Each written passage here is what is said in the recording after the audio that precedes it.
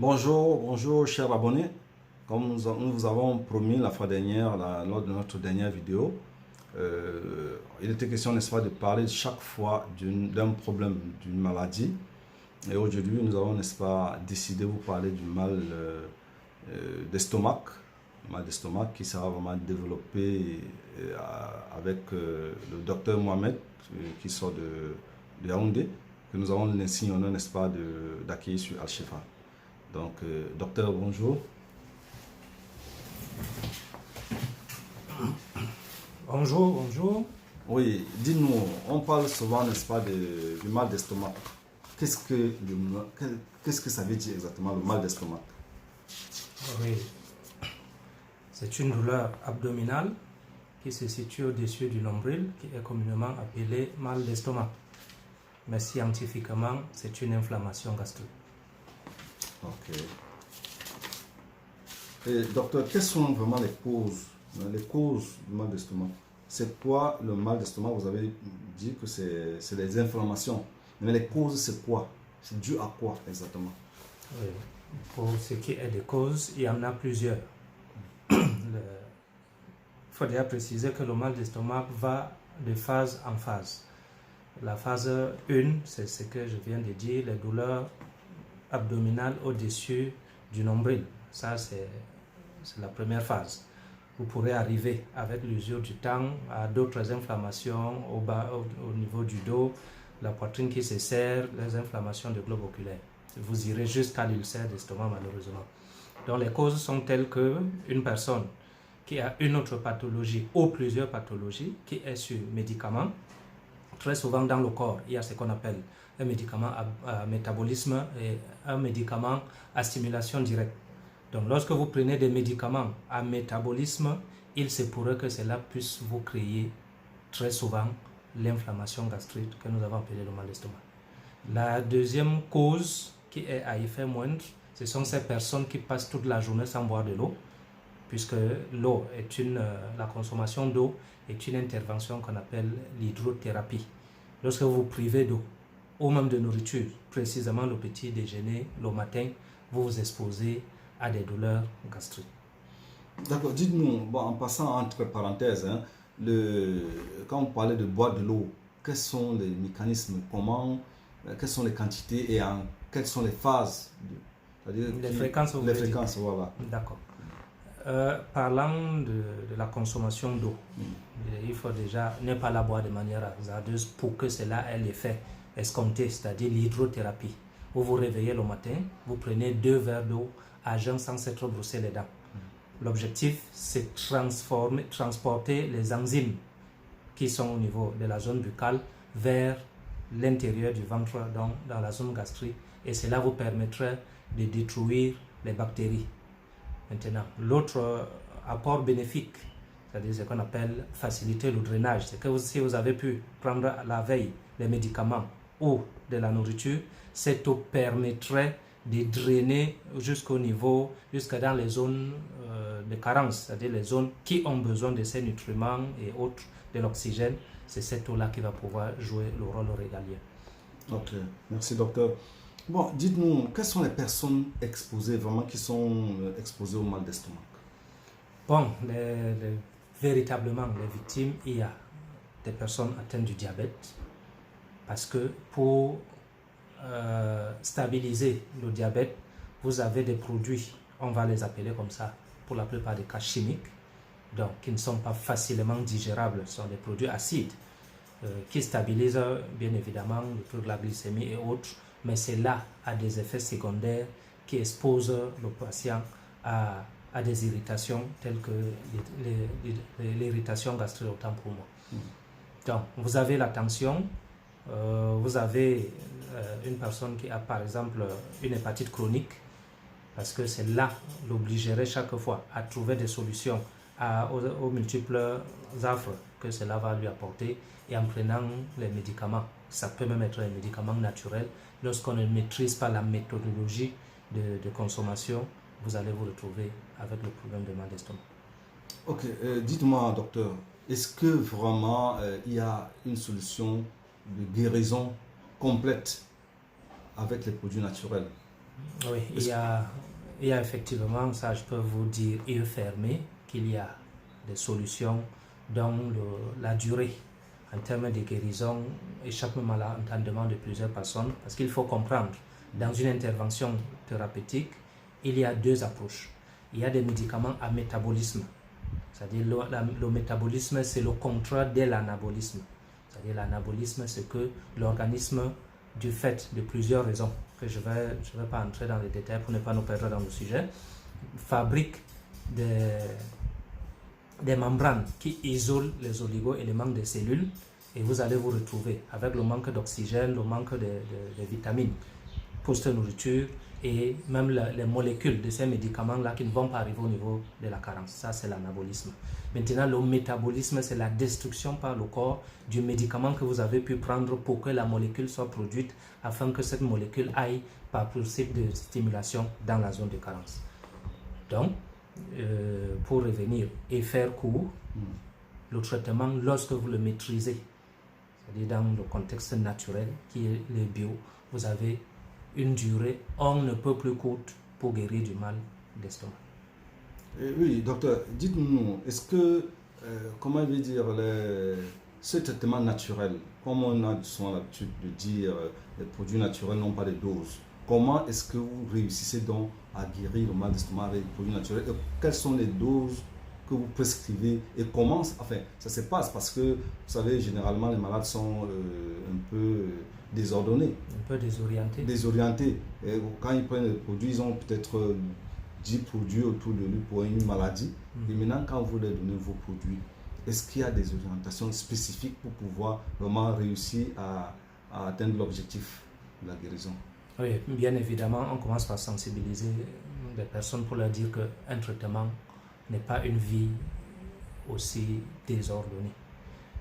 Un traitement, c'est l'obtention, l'acquisition ou la consommation d'un médicament avec un objectif. Et s'il y a un objectif qu'il est souhaitable d'atteindre, il va falloir respecter les spécificités qui vont avec ce traitement. C'est-à-dire que déjà, si on vous donne des médicaments naturels, par exemple pour l'estomac, on commence par vous affamer le matin. Vous ne devez pas prendre quelque chose le matin quand vous voulez prendre un médicament d'estomac. Pourquoi? Parce que c'est un médicament qui ne se métabolise pas. Il réagit par stimulation. La stimulation, c'est que dès que le produit est à l'intérieur du corps, les cellules en difficulté, c'est-à-dire que les cellules qui ont perdu leurs oligo-éléments vont directement, par principe de stimulation, je disais, tirer la molécule pour que le processus de régénération de ces cellules-là s'effectue. C'est-à-dire que ces médicaments aident le corps, que lui est un autoréparateur, il faut aussi le préciser. Le corps, c'est lui-même qui se soigne. L'objectif du médicament, c'est de pousser ce corps à une réactivité. C'est pour ça qu'on parlerait plus tard de ce qu'on appelle le potentiel d'hydrogène acide et le potentiel d'hydrogène alcalin. Donc quand nous donnons le médicament, on commence par dire à la personne, nous sommes des êtres vivants. Il sera donc absurde de prendre des traitements dont les éléments ne vivent pas.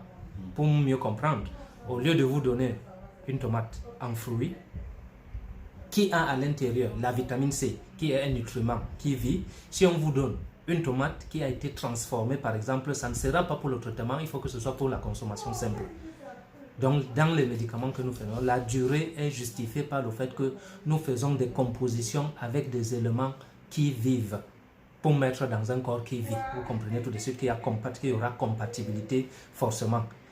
Et un élément est celui a pour rôle. Il y a un élément qui va plutôt aider le corps à régénérer la molécule endormie dans un autre élément. C'est pour ça que si on dit un traitement à 3 éléments, c'est simplement parce qu'un élément viendrait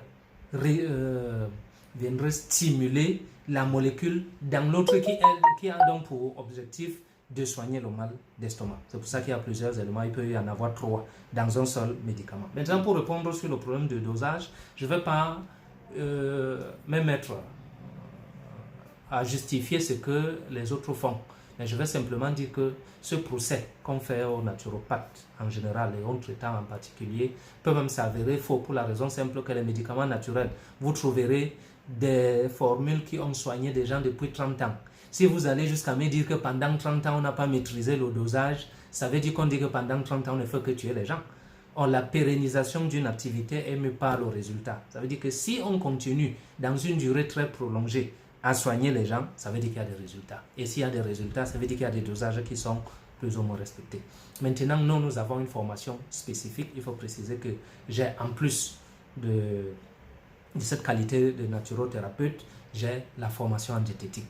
Ce qui me permet, même au niveau de la nourriture, de maîtriser ce qu'on appelle les portions, pour ne pas avoir à ingérer des quantités inutiles dans le corps. D'accord. Docteur, avant de continuer sur notre sujet, pour ne pas se perdre, vous avez parlé de problème de potentiel, le potentiel d'hydrogène. pH, voilà. L'acidité. L'acidité. Ça veut dire quoi exactement? C'est-à-dire quand on a peut-être une alimentation alcaline ou une alimentation, n'est-ce pas, acide. Qu'est-ce que ça veut dire? Parce que ça embrouille un peu les juges. Je voudrais juste, au passage, essayer de brosser dessus pour aider, n'est-ce pas, nos abonnés de pouvoir comprendre, cerner ce phénomène, quoi. Oui, puisque la question du médicament et que du traitement et que le problème du métabolisme fait partie intégrante, c'est même un axe majeur pour espérer la guérison surtout totale. Le potentiel d'hydrogène acide, un potentiel d'hydrogène, c'est l'eau du système immunitaire qui porte les nutriments, l'oxygène, facilite l'oxygène à travers les tissus mous, qui porte la molécule, plus important encore, porte la molécule pour l'amener au niveau de la zone de carence. Maintenant, si ce potentiel d'hydrogène est devenu acide, ça veut dire qu'il n'est même pas au courant de ce que depuis le matin, vous avez pris votre médicament pour pouvoir soigner, par exemple, ou stabiliser la tension. Ça, le système immunitaire n'en peut plus. Pourquoi? Parce qu'il y a eu, par exemple, anabolisme, comme je disais tantôt, que des membranes se sont formées et empêchent la circulation à la fois d'oxygène, des nutriments et de ceci. C'est ça. C'est une des causes qui rend le potentiel d'hydrogène acide. Mais maintenant, comment le corps peut s'auto-détruire? C'est nous qui l'avons amené par la consommation des aliments acides. Pour comprendre ce que c'est un aliment acide, si vous prenez par exemple une boisson qui a un colorant rouge, vous ingérez et vous urinez jaune, ça veut dire que ce produit est acide. C'est-à-dire que le corps n'arrive pas à extérioriser le colorant rouge. Le corps va plutôt le transformer en forme d'éclair et stocker au niveau des reins. Vous comprenez tout de suite, vous comprendrez tout de suite qu'avec l'usure du temps, vous finirez par vous créer l'acidité du potentiel d'hydrogène. D'accord. Maintenant, comme on va dans le principe du 80-20. 80% de ce qu'on mange est acide pour 20% alcalin. Il va falloir faire donc le basculement, le basculement pour quitter du potentiel d'hydrogène acide au potentiel d'hydrogène alcalin. Tant que vous n'avez pas trouvé un médicament comme celui que je disais qui ne gère pas cela. Je disais le médicament du mal d'estomac chez nous ne gère pas le potentiel d'hydrogène. Il vous guérit par principe de stimulation directe. Ok, merci beaucoup, monsieur, pour ces éclaircissements, docteur. Ce que je voudrais, n'est-ce pas, savoir, c'est-à-dire qu'à l'intention, n'est-ce pas, de ceux qui nous suivent, en combien de temps un mal d'estomac peut se guérir? En combien de temps? C'est-à-dire que, quelle que soit il est vrai qu'il y a plusieurs des ulcères, plusieurs sortes d'ulcères. En combien de temps, généralement, n'est-ce pas, en moyenne, le traitement peut faire pour que la personne soit guérie complètement? Non.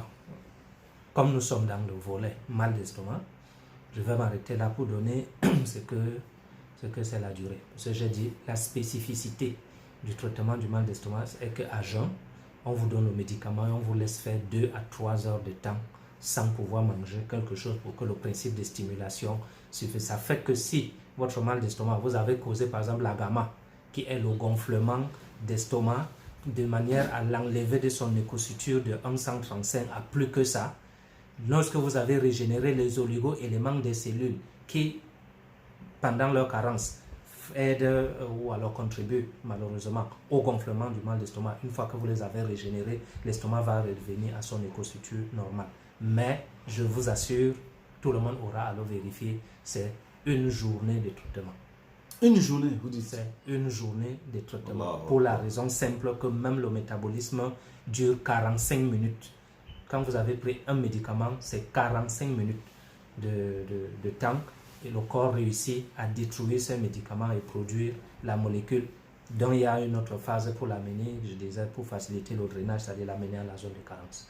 Le traitement du mal d'estomac, c'est une seule journée et vous n'avez plus ni les inflammations des globes oculaires pour des personnes, par exemple, diabétiques, qui ont plusieurs affres.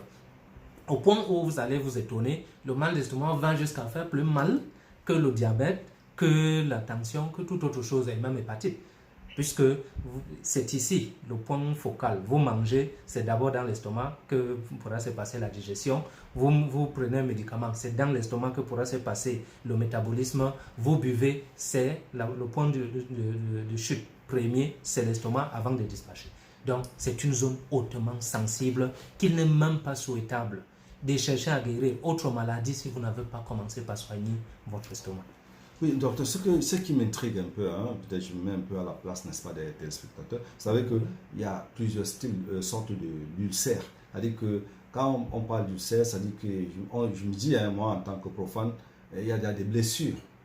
Des blessures. Scientifiquement, voilà. Des lésions. Des lésions, voilà. Et ces lésions, je me demande comment ça peut se régénérer, n'est-ce pas, en 45 minutes. Parce qu'une plaie, par exemple, si vous avez une blessure, par exemple, vous allez le traiter pendant au moins 2 semaines avant qu'il ne guérisse complètement jusqu'à la cicatrisation. Comment est-ce que vraiment votre médicament peut vraiment faire cet effet miracle en guérissant en 45 minutes, donc moins d'une journée, quoi? Déjà, nous nous sommes emballés sur le problème. On parle de mal d'estomac, on ne parle pas encore de l'ulcère. Ouais. Parce que l'ulcère, c'est la phase cruciale du mal d'estomac. Quand on parle déjà des lésions dans l'estomac, ça veut dire que la dégradation qui a commencé par la destruction des oligo-éléments des cellules, elle atteint les tissus mous. Et les tissus mous se sont sectionnés jusqu'à laisser des lésions. Là, on parle déjà d'ulcère d'estomac. Et là, il faut commencer à régénérer avec un processus plutôt méticuleux. C'est-à-dire que vous aidez le corps à s'auto-réparer. C'est-à-dire que les médicaments, d'autres feront office d'antibiotiques. Ce n'est plus le traitement de 24 heures. Vous allez vous retrouver avec plusieurs formules à l'intérieur desquelles il y aura des antibiotiques qui vont pouvoir régénérer à la fois les cellules et les tissus mous pour que les lésions puissent se cicatriser. Mais ici, on parlait juste de l'inflammation gastrique en disant, et ça fait véritablement mal, pour avoir rencontré plusieurs personnes qui ont même pensé que c'était déjà autre chose qu'un simple mal d'estomac, parce que vous avez les douleurs, les courbatures, vous avez la fatigue généralisée, vous avez l'inflammation, comme je disais, vous avez la sensation de tourner à l'intérieur des globes oculaires, les maux de tête, la migraine et comme ça. Mais ça, c'est toujours le mal d'estomac. Quand vous êtes à l'ulcère, vous ne pouvez même plus manger parce que vous allez ressentir des douleurs. Vous ne pouvez plus boire parce que vous sentez les douleurs. Et les douleurs là sont telles que le frottement qu'il y a entre ce que vous avez consommé, ingéré, et la partie lésée où il y a des blessures, il y a des douleurs qui ne disent pas leur nom. Donc c'est ça qui fait en sorte que parfois le malade ne dorme pas. Il ne peut plus arriver à dormir pour la raison simple que le foie va trouver entre autres les zones asymptomatiques votre tête, c'est-à-dire le cerveau. Il envoie la signalisation pour dire que vous avez un problème qu'il est souhaitable de résoudre, et à ce titre vous avez, puisque c'est le foie qui stimule les appétits, vous n'avez pas l'appétit nutritionnel, vous n'avez pas l'appétit sexuel, vous n'avez pas le sommeil pendant cette phase-là. D'accord. Docteur, dites-nous, vraiment, je crois qu'avec toutes ces explications, les abonnés, n'est-ce pas, les internautes, aimeraient connaître vraiment si vous avez une solution. Quelle est votre solution? Est-ce que c'est à la portée, quoi, de tout le monde, où on peut trouver cette solution, quoi?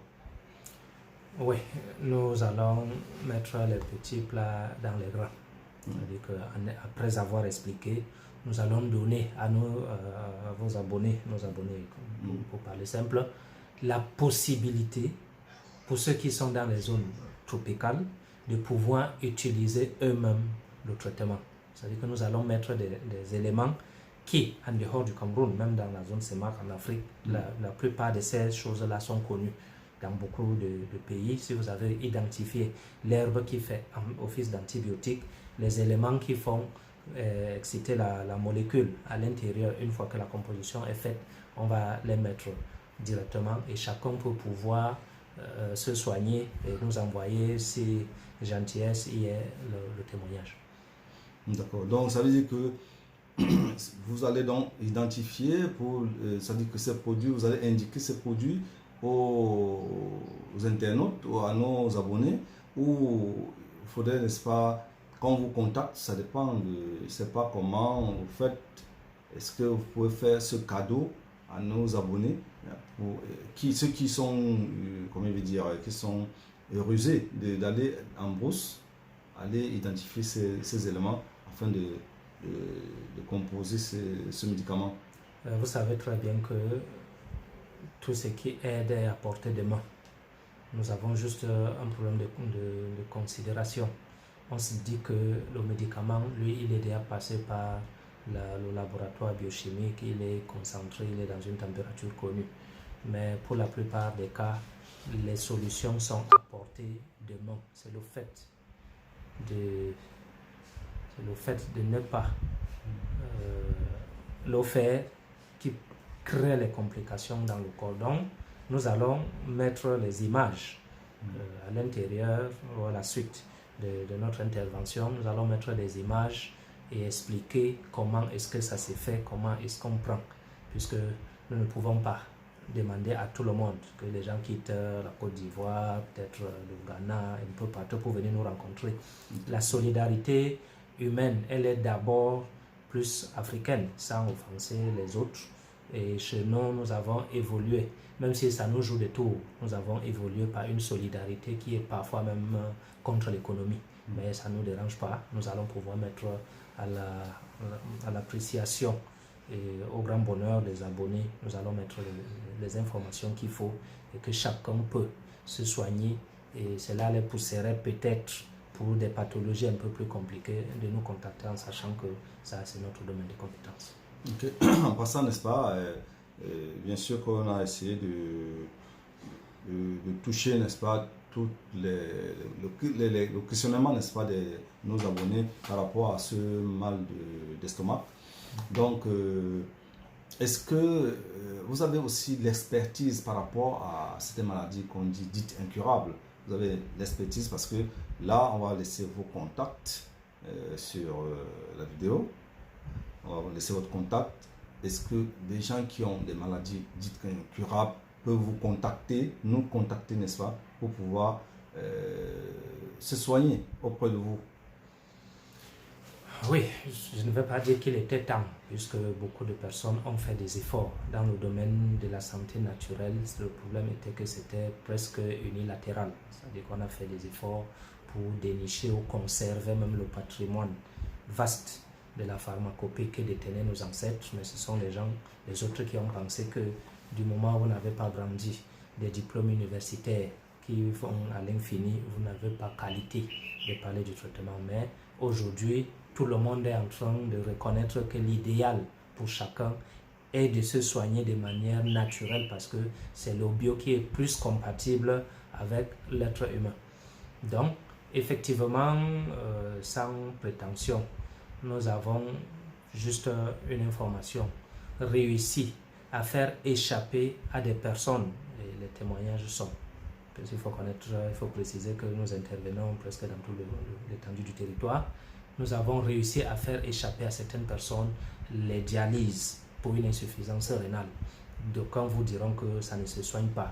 Or, très souvent, on explique que l'insuffisance rénale est comme le mal d'estomac. C'est une conséquence d'une intervention thérapeutique qui vous amène à une insuffisance rénale. Parce que je disais que si un produit a un colorant et qu'en l'ingérant, vous ne pouvez pas l'extérioriser, où va-t-il au niveau des reins? Si vous prenez un produit ayant le formol à la base pour la conservation et que vous ne pouvez pas l'extérioriser, il va où? Bon, je n'irai pas dans le développement, ça risque de toucher des sensibilités. Okay, on comprend ce que c'est les produits de conserve. Nous les avons un peu partout. La matière ou l'élément qui aide à la conservation, c'est le formol. Ça, c'est au moins connu de tous. Et c'est une substance qui ne s'extériorise pas. Et il est même dans les produits de consommation thérapeutique, le même formol, et si on ne l'extériorise pas, il se loge au niveau des reins, et à un moment donné, les reins ne pourront plus fonctionner. Maintenant, pour parler africain, vous êtes à l'image d'un tamis, on a mis de l'huile rouge, et on a pris la farine pour pouvoir tamiser. C'est ça, c'est ce qu'est devenu vos reins. Est-ce que ça va sortir? Non. Il faut d'abord enlever et cette pâte, puisque ce ne sera plus la farine, il faut déboucher totalement la pâte, laver, faire sécher, et vous verrez que si vous remettez la farine, la poudre va devoir passer.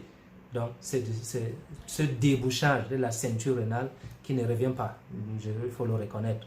Au Camerounais lambda, mais les techniciens savent ce que c'est le nettoyage de la ceinture rénale, puisque ce n'est qu'une conséquence d'une intervention thérapeutique. Et il n'y a pas que la solution de machines qu'on propose, parce que nous tous nous connaissons aussi les conséquences de ça. Ok, merci beaucoup docteur, merci beaucoup vraiment de cette intervention sur notre chaîne Al Shifa. Bon, je ne sais pas si vous avez un dernier mot à l'endroit de nos abonnés.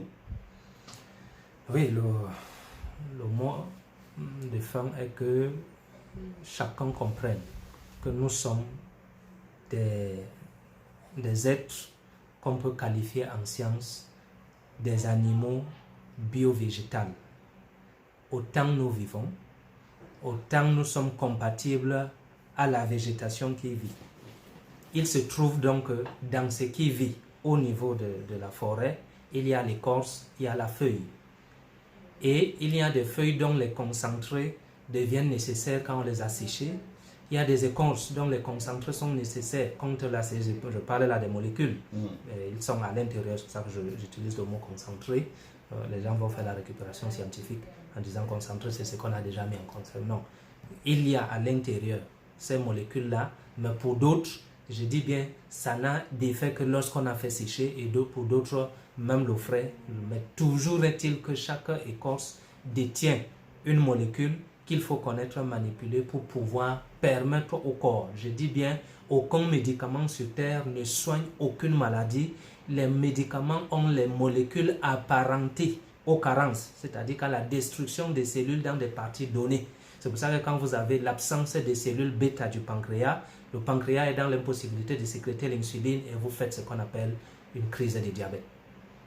Donc vous ne parlerez guérison que si vous réussissez à régénérer les mêmes cellules bêta du pancréas. Le pancréas recommence à sécréter l'insuline, l'insuline détruit le taux de sucre élevé dans le sang et on parlera donc de guérison.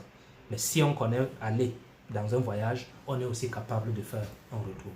Okay. Merci beaucoup docteur, merci. Et on espère, n'est-ce pas, vous avoir pour d'autres sujets.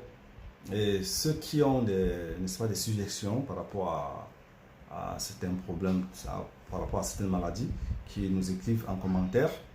Et nous allons essayer de développer, docteur, là, pour ça. Quelle que soit la maladie, on va essayer de développer, quel que soit le sujet. Et n'oubliez pas, n'est-ce pas, de vous abonner sur notre page pour de temps en temps, n'est-ce pas, nous encourager. Merci. Au revoir.